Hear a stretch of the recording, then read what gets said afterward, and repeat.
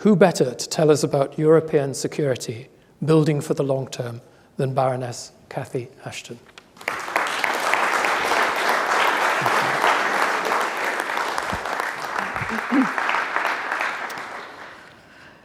Thank you, everyone. And I have to begin by saying how honoured I feel to be invited to give this lecture in memory of Peter Naylor.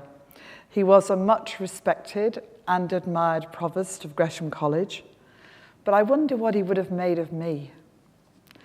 As many of you know, and from that wonderful introduction, which I might tape because it was so good, my claim to fame, as it were, for being here with you is primarily my work as the first EU High Representative, where I had responsibility for the foreign, security and defence policy of the European Union, which meant working with 28 countries, 3 institutions, thousands of people, including an elected parliament, an appointed commission, and several councils of ministers, 3 of which I chaired. I was also responsible for the links with NATO. I attended all their foreign minister and defence minister meetings and worked with their Secretary General on a regular basis within the constraints that you will understand from knowing Turkey is a member of one and Cyprus the other. I also had to build a foreign policy service from scratch. I designed the logo one wet Tuesday afternoon in my office, create 100 embassies and delegations, and bring diplomats together from every country of the EU and every institution to form the European External Action Service. Not a title I would have chosen if I'd been given the chance. It doesn't run off the tongue easily. But most importantly, my job was to build a consensus on every foreign policy issue that affected the European Union or that the European Union took an interest in. It was, in other words, quite a tall order. And there was a lot of skepticism about what Europe was capable of doing. One of my earliest meetings was in the Kremlin with the Foreign Minister of Russia, Sergei Lavrov, who was clearly unimpressed with the whole idea of an EU common foreign policy. He sat opposite me, his skepticism very clearly marked on his face. But fortunately, I'd been told a joke a few days earlier that sort of summed up where we were, and I decided to deploy it. So just in case you're a bit skeptical too, it goes like this. When I was appointed, Secretary of State Hillary Clinton went to see the president. And she said, "Good news, President Obama. We have the answer to the question long ago asked by Henry Kissinger. Who do I ring? Who do I call when I want to talk to Europe?" "We have someone," she said. "She's just been appointed." "Well, that's great," said President Obama. "Why don't we give her a call?" So Hillary Clinton dials my number, and she gets my answer phone. And I say, "Welcome to Europe. For the French position, press 1. For the German position, press 2. Even Sergei Lavrov laughed. Years later, I'd learned quite a lot. I'd accomplished a few things, like the Iran nuclear deal, which sadly President Trump decided to effectively destroy. And I took away some lessons which I want to share with you in the context of building a new security architecture for Europe.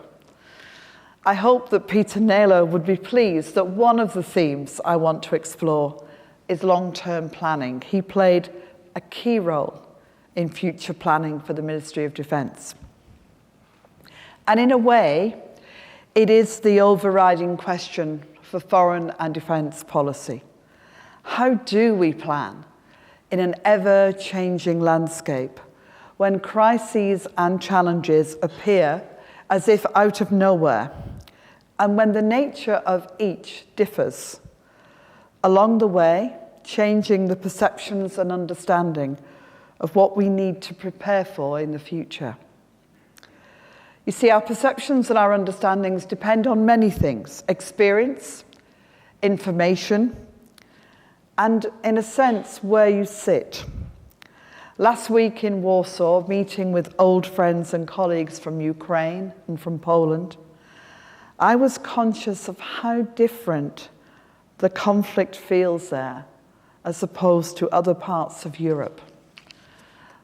Last night I just returned from Greece, where the issues confronting the Mediterranean and the Middle East are much more on the minds of the people there. Sometimes we are forewarned, we're just not forearmed. Other times we seem to be fighting battles from another age. Look at some of the images from Ukraine. I had hoped that we were done with the notion that one country can march into another and, using a distorted version of history and grievance, lay claim to it as their own. But this is happening in 2024 in Europe. Far from the only crisis the world is facing, though for Europe, I would argue it is the crisis that will define our future. In the end, some things will have changed. Will those things be the size and shape of a free Europe, or the responsibilities taken by Russia for its actions? And while our focus needs to remain there, we have the growing conflict in the Middle East, begun in terror a year ago today, that we saw unfolding against unarmed people, many of them young, out for a day of music and fun. The mindless destruction and death moving to an all-consuming war with countless thousands dead, unable to find safety in Gaza, and now spreading to Lebanon, to Iran, with all the risks of a regional war that it could explode in a region already under pressure. A crisis with a solution, a two-state solution, but one that feels far away and at times almost impossible. And a sense now that at the heart of this, as this war explodes and grows, the Palestinian people risk being forgotten as efforts are concentrated beyond, and proxies, including in Yemen, Syria, and Iraq, threaten Israel and its allies with more violence. So these two wars dominate our headlines, but they are far from the only crises that are affecting us. In Sudan, we see famine stalk the land. In a civil war where the population of ordinary people seems to be forgotten by everyone. In Haiti, where failed governments and natural disasters have kept people in poverty, gangs now rule, stamping out hope for new leadership. Leadership that was longed for and found in the country of Myanmar, with a growing economy and a deepening democracy stamped on but not stamped out by a military regime. Ongoing violence in the Sahel, disputes that risk flaring out of control all over the world, from the tiny area of the north of Kosovo to the factions of Libya. All of this and much more is happening against a sense in Europe that maybe we are moving from the post-Second World War agreement that collaboration and the rule of international law should be at the center of our approach to foreign policy, working together to solve problems.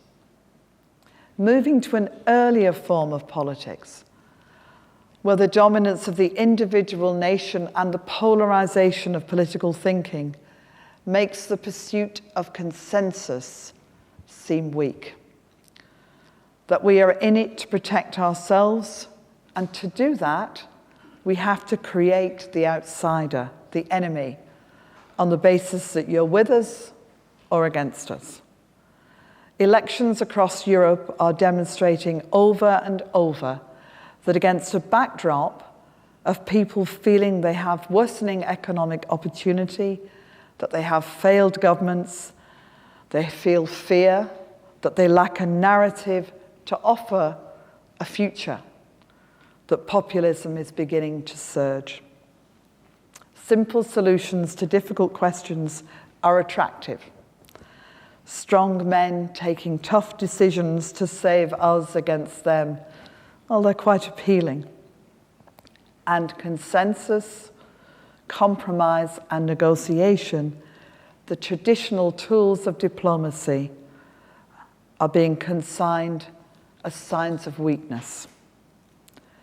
So it's against the backdrop of a world shuddering from conflict and challenge that we need to build a security architecture for Europe that will guarantee peace and security for generations.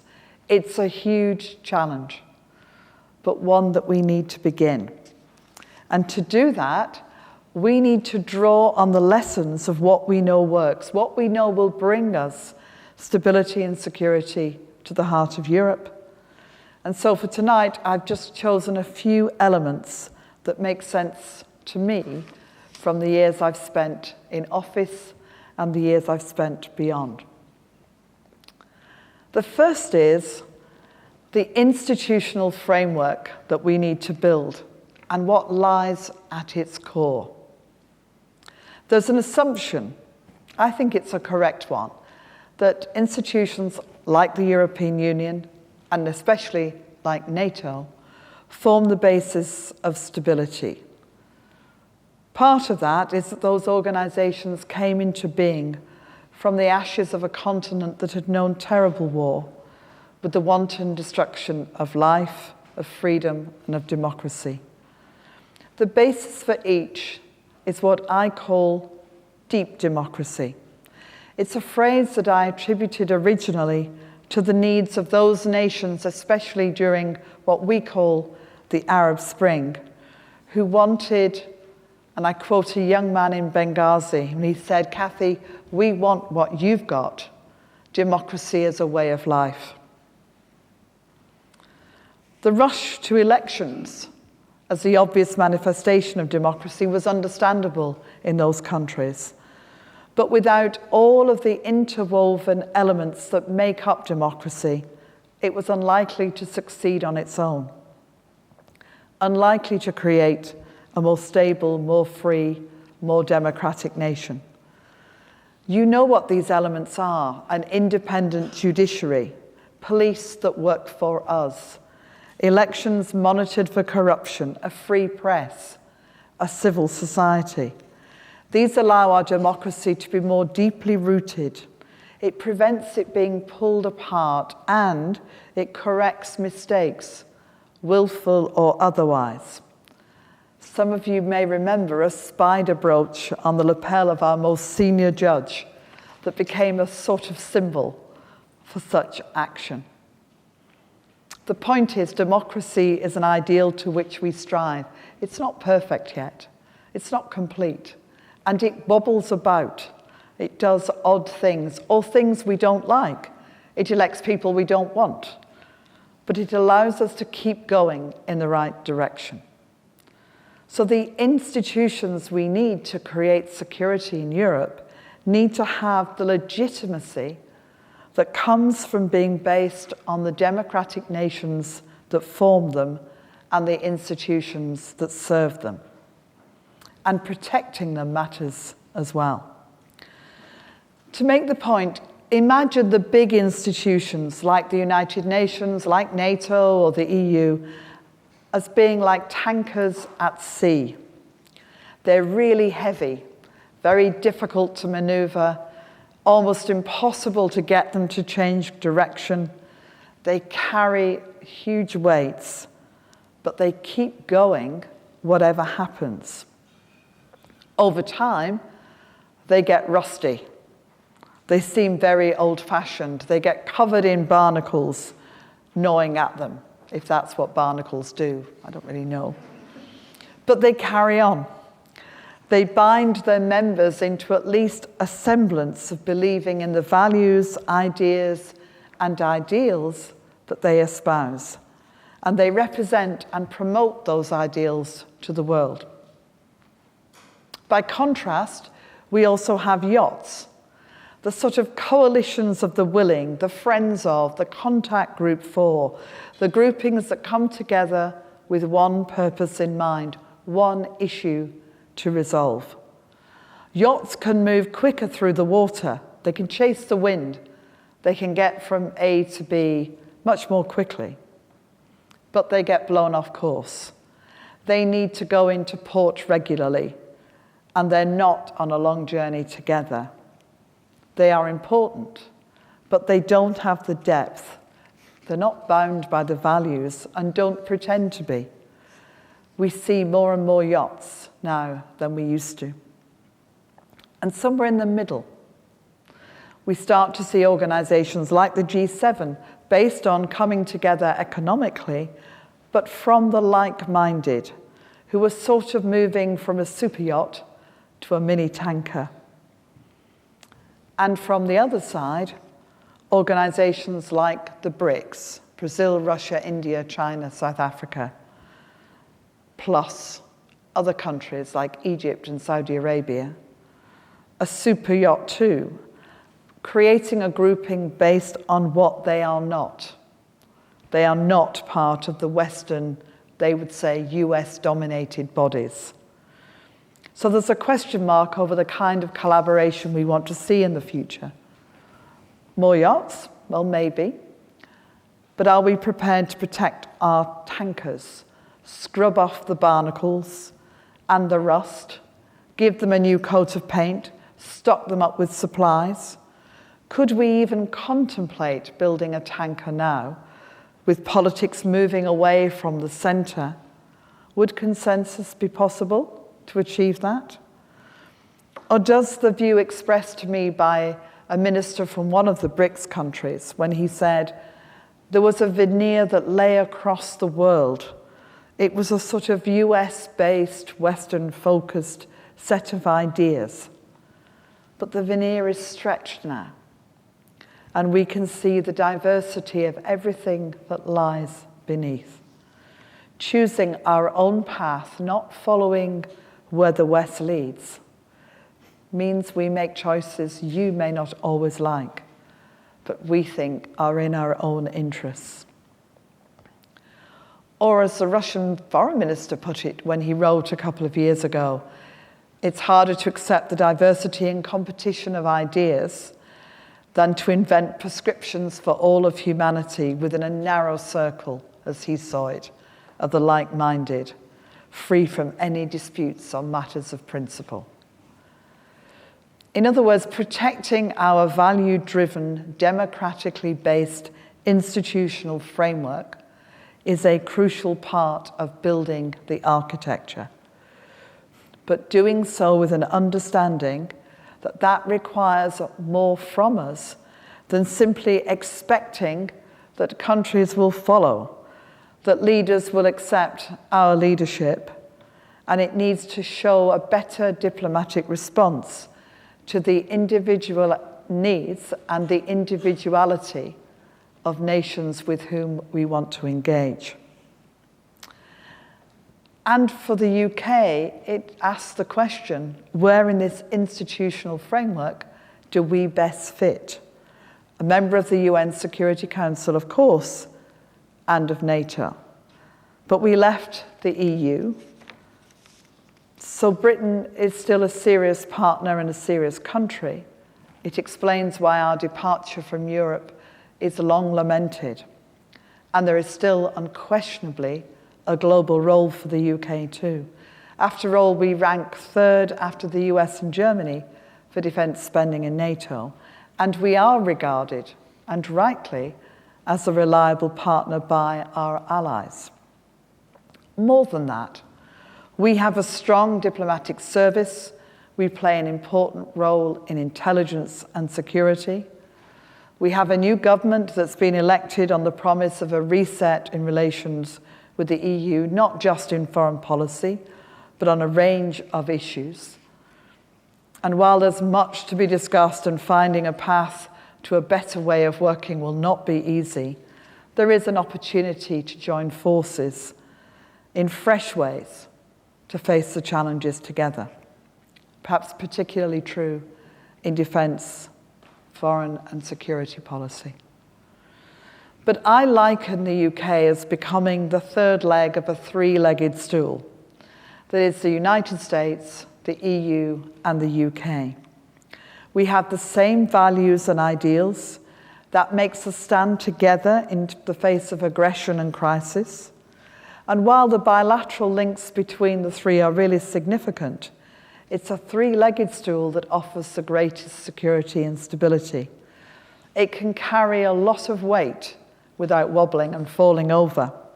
It's firmly planted on the ground, and each leg plays its part in holding the stool together and enabling it to bear the burdens that are placed upon it. While the power of the US is unquestionable and the economic strength of the EU extremely impressive, the UK can add its resources and offer a different kind of partnership.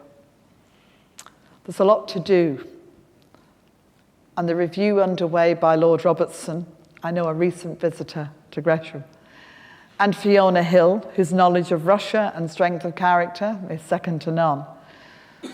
I think we have a vital part to play, one understood by the Defence Secretary John Healey and his team, with the guidance and the advice of the extraordinary talent of our armed services.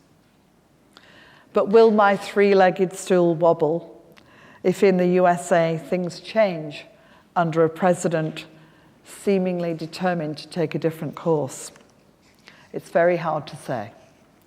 But solid structures matter, not just to repel and fight aggressors, but to deter those who might even consider the possibility. So after the structure, I move to what I call defining security. It's a word we use all the time, but we rarely define what we mean. It's again about the importance of that interwoven pattern of civil society, free and fair elections, media freedom that I've already mentioned. And it's comprehensive in its approach. And that means understanding it in its broadest sense. Our physical borders, our defense systems of people and technology, information, democracy, economic and environmental, energy, sustainable communities. That requires people rooted in those communities. Schools, nurseries, jobs, transport, hospitals. All of this is about security. The first map I put on my wall when I became the High Representative was one showing where Europe got its energy supplies from. And it was obvious way back then that we needed to have a more strategic approach to diversity of supply, to the switching of pipelines, and support for those who were wholly dependent on one supplier. And energy remains and will remain a vital part of the security architecture that Europe needs to build, especially in the context of Ukraine, which has seen its energy infrastructure under massive attack from Russia. Protecting and securing the future energy supplies in the context that climate change is the biggest security challenge the world faces overall, that's going to be a vital part of the equation. And that means greater collaboration, diversity, connections, backup supplies, finding ways to protect infrastructure from attack, both physical and cyber, not being dependent on any one supplier, bringing greater opportunity and interdependence in Europe, being able to negotiate supply and price, removing the hostages to fortune. So in any European architecture, energy supply and energy security will be a vital component. It's true as well with information. Occasionally, I have the good fortune to meet with people working at the cutting edge of AI who explain something of the future. I feel I'm just peeking through a curtain into somewhere I vaguely recognize, but feels very different. And they will often say to me that we fail to value the most important information, which is, of course, about ourselves, which we give away for free, allowing it to be used often without a thought. Artificial intelligence will revolutionize the world we know in ways I cannot even imagine. It will solve problems, it will create opportunities, and potentially it will be used to distort reality. If we are to build a security architecture, that's got to be part of what we consider. Equipping everyone to understand the truth, or at least to know how to find it, is going to be part of that. So I would argue that those who want to get rid of the BBC need to think again. But just take climate change. I remember some years ago being in Pakistan, thinking of a small village that had been flooded for the 3rd year running and was going to be flooded every year. Those villagers had been in a settled community for generations, and the idea of moving was horrifying. There was no grant to help them re-establish themselves. They were going to have to do this on their own. They might end up what we call internally displaced. And then I magnified that village by thousands of communities, and I added in conflicts and wars. See how many people in the world feel they have no choice but to try and get away. And desperation will cut through everything. So working out how to manage people moving is a global issue, and for European security, a European issue. It plays into our politics, it plays into our housing, education, economic policies in every possible way. But it means too that we have to look beyond the horizon and identify the problems that are coming to us, as well as those that are already here. More than that, not to be taken in by the manifestation, rather than the deep-rooted problems that are at its heart. To explain what I mean by that, I want you to come with me onto a military boat somewhere in action off the coast of Somalia in 2010, as the scourge of piracy was waged. Some of you may be old enough to remember when this was the most challenging issue that we faced. Shipping was disrupted, boats were taken over, hostages placed in peril, and the World Food Programme became desperate as it struggled to get food to the poorest people on Earth. Destinations like the Seychelles lost 100% of their cruise tourist industry and struggled to patrol their numerous small islands. Other countries suffered attacks on their beaches, damaging their tourist industry and, of course, their economy. It was a very difficult and challenging problem.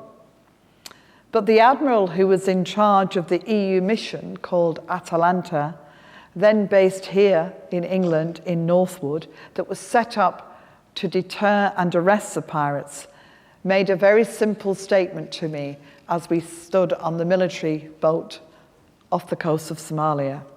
He said, "The success of this mission will be on the land, not at sea." Young boys aged 14 and 15 were being persuaded into piracy by rewards as high as $10,000 if they could get a ship. The alternative was maybe $1 a day if they tried to get work in a country that had been in civil war for over 20 years. Gangs and organized crime linked to Al-Shabaab and terrorism used ransoms and seized goods to get money that flowed across the region. Costs for shipping rose, insurance premiums soared. There was understandable unwillingness from crews to try and traverse this vast section of water. But in the end, the story was of success, well, at least in part. Piracy was destroyed. A new government was brought into Mogadishu. We were able to create a compact with the people that brought huge amounts of money, but also expertise and knowledge and people tied to real outcomes. And it set up the possibility of a return to some semblance of normality. The young 14 and 15-year-olds were given help and training, found jobs, and those older ones imprisoned were able to stay near home. It's a story that illustrates two fundamental points about building security. First, problems may begin somewhere. They may seem a long way away, but their effects don't end there.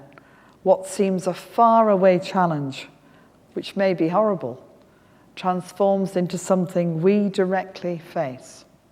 It should be no surprise that so many of the people sitting in Calais now trying to get across to Britain come from Sudan.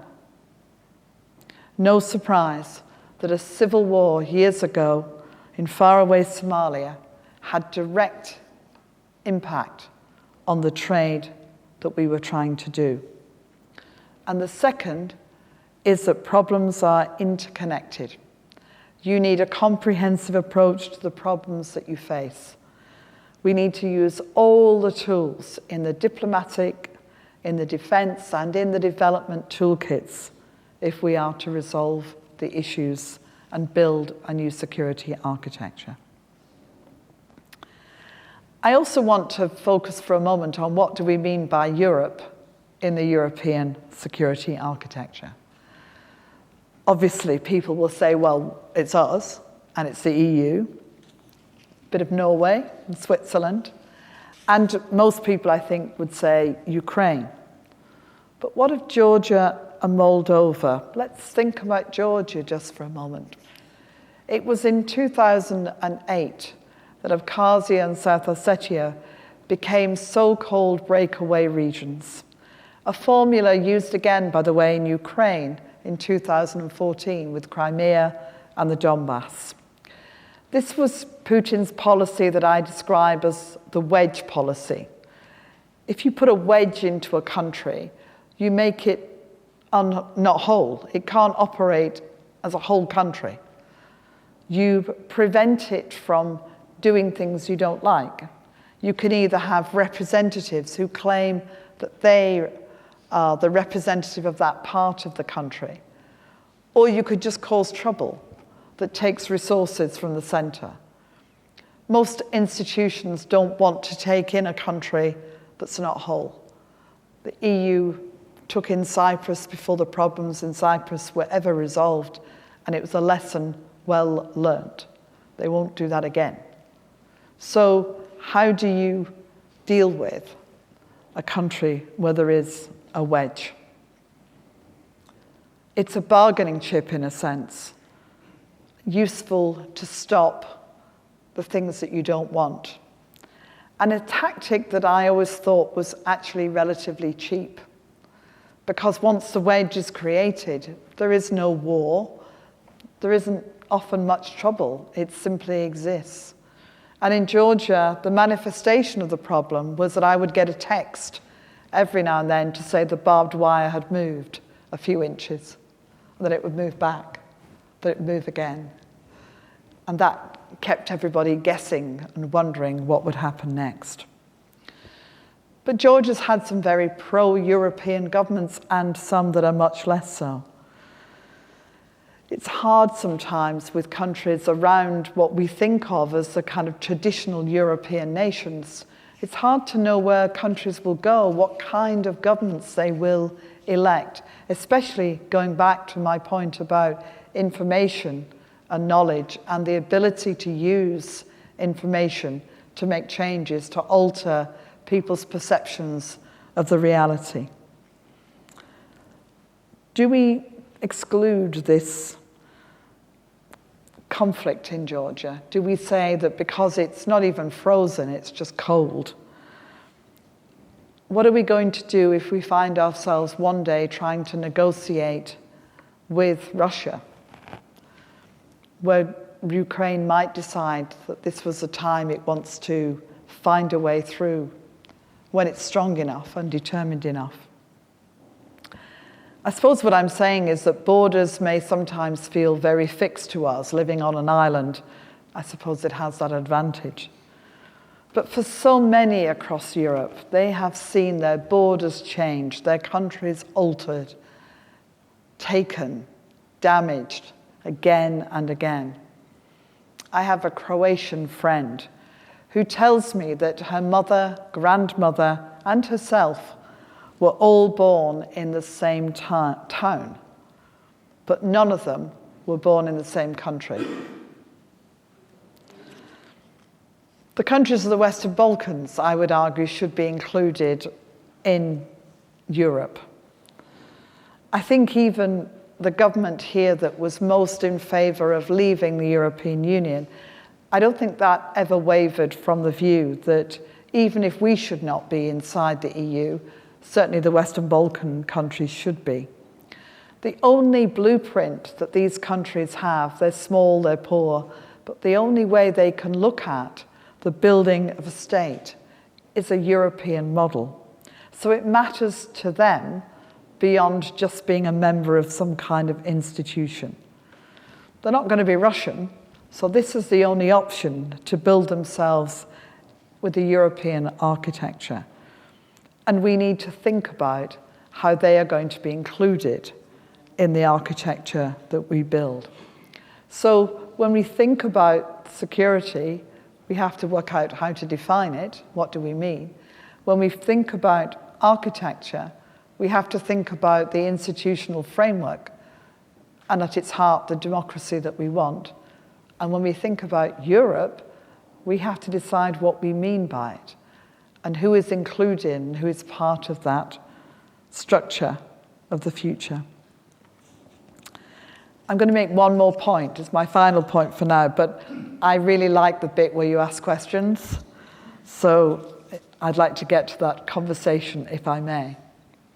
But it's a bit that I hope Peter Naylor would particularly have liked, which is thinking long term. Those who engage in any kind of scenario planning will often begin by looking 50 years ahead and working backwards. I tell the story in my little book about having the opportunity to go and visit the terracotta soldiers in Xi'an in China. And the archaeologist who was in charge took me to walk amongst them. And she said, you know, the thing is, we think this is the absolute outer part of what is, in the distance, the burial chamber of the first emperor of China. And she pointed to a sort of mound, a little hill, way off in the distance. And I said to her, gosh, when are you going to start excavating? Because presumably you imagine there are many treasures to be found there. And she said, yes, we think it could be absolutely extraordinary. And she said, we'll probably start excavating in about 50 years. And it occurred to me, I'm not trying to stereotype that China thinks long, but it did occur to me that those who built monuments, the great cathedrals, the pyramids, whatever you want to look at in the world, began to build what they knew they would not see. They began to put in place, through their architecture, something that would last way beyond their own lifespan. And I think building a European security architecture is about thinking for the long term.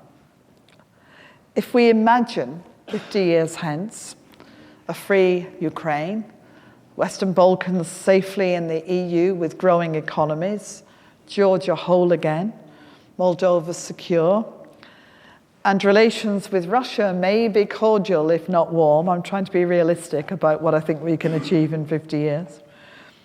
And a thriving Europe, still closely linked to the USA, but maybe more, in a sense, taking control of its own destiny and certainly its own defence.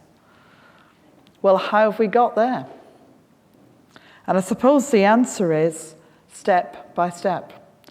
We need a clear vision that this is where we're trying to go. It's a jigsaw puzzle of many pieces that need to be put together painstakingly and bit by bit. Most of all, we need that long-term perspective. Problems rarely come out of nowhere. They bubble up based on fragility, history, disasters, unresolved challenges. I can recall the first time I brought the prime ministers of Serbia and Kosovo together. I remember them explaining to me the importance of the Battle of Kosovo in understanding their animosity, their history, their hatred. I very naively said, well, when did the battle happen? 1389, they said. It could have been yesterday. We need to look at the world as it is and understand what's changing, understand how borders are moving, what the problems are that are arising, or try and see them before they do, and think long-term about how we solve them. Because it's just not enough to spend 6 months or 2 years working on a crisis. We need to stay there for decades. Decades. If we're going to have a chance of finding a solution. And we need to anticipate what the problems will be, of which, as I've mentioned, climate change is the biggest of all. Mitigating what is now inevitable, as well as solving what we can. Investing resources in this is a good investment. You often hear that people don't believe in international aid or development money as a good use of resources. Often they think we spend much more than we do and that it could be used better at home. But it's so important to prevent problems growing, moving, engulfing more and requiring bigger responses. Aid money is nothing compared to the cost of a full-scale conflict, not least in terms of human life. So long-term thinking and planning, vital. But my point about problems coming out of nowhere sort of begs the question, did we not see Russia's invasion of Ukraine coming? And I always answer the same way. We saw bits of it. We saw the wedge into Donbass, the taking of Crimea, opportunistic against the backdrop of the demonstrations in Maidan, the weakness of President Yanukovych, who was then the president of Ukraine, the chaos that created circumstances to be exploited. Perhaps what we didn't do was trying to invest in solving the early parts of the crisis, invest in helping Ukraine to be as strong as possible.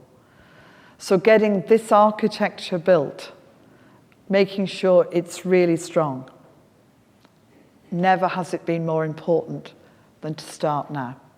Thank you.